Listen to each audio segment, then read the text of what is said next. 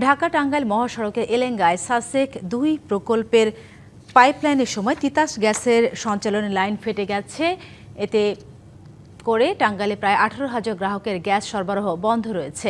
বিকেলে মহাসড়কে চলমান উন্নয়ন কাজের পাইলিং করার সময় মাটির নিচ থেকে উচ্চ শব্দে দ্রুত গ্যাস বের হয়। এ সময় চারিদিকে আতঙ্ক ছড়িয়ে পড়ে। মহাসড়কে কিছু সময়ের জন্য যানবাহন চলাচল বন্ধ হয়ে যায়।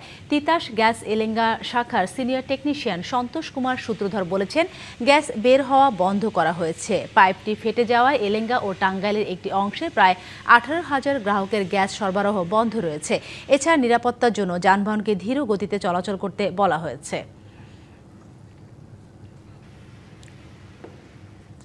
এই বিষয়ে আরো জানাতে ঘটনাস্থল থেকে আমাদের সাথে যুক্ত হচ্ছেন সহকর্মী সোহেল তালুকদার। সোহেল, আপনার কাছে বেশ কয়েকটি বিষয় জানতে চাইব। প্রথমত, গ্যাস লিকেজ হওয়া পুরোপুরি বন্ধ হয়েছে কিনা এবং এতে করে পুরো এলাকায় নিরাপত্তার কোনো ঝুঁকি আছে কিনা বিষয়টি জানাবেন। সেই সাথে জানাবেন, প্রায় ১৮,০০০ গ্রাহকের গ্যাস সরবরাহ বিঘ্ন হচ্ছে। গ্যাস সরবরাহ পুরোপুরি স্বাভাবিক হতে কত সময় লাগতে পারে, কি তথ্য আছে আপনার কাছে?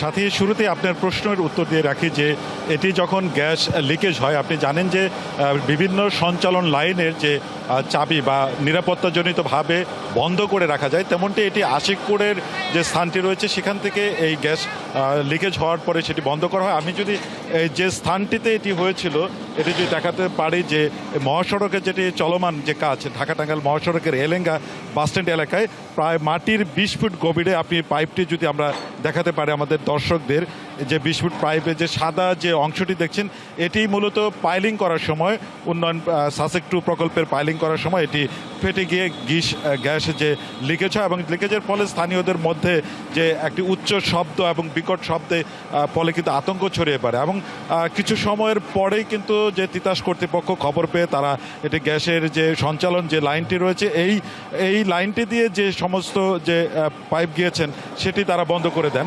আর সবথেকে যেটি বড় যেটি কথা বলছেন, আমরা অনেকের সাথে কথা বলেছি, তারা যেটি বলছেন যে এই যে গ্যাস পাইপলাইন যেটি গিয়েছে এবং যে সাসেক ২ প্রকল্পে যেটি কাজ চলমান রয়েছেন, যে আব্দুল মোমেন লিমিটেডের যারা রয়েছেন সকলেরই কিন্তু একটি ম্যাপিং কার্যক্রম থাকার কথা। তিতাস এবং আব্দুল মোমেন লিমিটেডের মধ্যে যে সমন্বয়হীনতা ছিল, সেই সমন্বয়হীনতায় কিন্তু এই গ্যাস লিকেজের যে ঘটনা সেটি ঘটেছে, এটি কিন্তু দাবি করছিলেন স্থানীয়রা। যে আরেকটি বিষয় আপনাকে বলে রাখি, যে যেহেতু লম্বা সময় ধরে এই গ্যাসটি লিকেজ হয়েছে, গ্যাস উৎগীরণ হয়েছে এবং গ্যাস সেখান থেকে বের হয়েছে, তার ফলে কিন্তু বিপুল পরিমাণ যে প্রাকৃতিক গ্যাস সেটি কিন্তু এই বাতাসে উড়ে গিয়েছে। তবে কি পরিমাণ প্রাকৃতিক গ্যাস উড়ে গিয়েছে সেই তথ্য কিন্তু এখন পর্যন্ত তিতাস আমাদেরকে জানাতে পারেনি। আর এই লাইনটির ফলে যেটি আমরা খবর পেয়েছি, যে টাঙ্গাইল এবং টাঙ্গাইলের আশেপাশের প্রায় ১৮,০০০ গ্রাহক যেটি সংযোগ বিচ্ছিন্ন রয়েছেন, গ্যাস বিচ্ছিন্ন রয়েছেন। বেশ কিছু যে সিএনজি স্টেশন তারাও বন্ধ রয়েছেন। তবে তিতাস কর্তৃপক্ষ বলছেন, যেহেতু এই কাজটির খনন কাজ চলছে, যে অংশের লিকেজ সেই লিকেজের অংশটুকু বের হওয়ার পরে তারা সেটি মেরামত করবেন।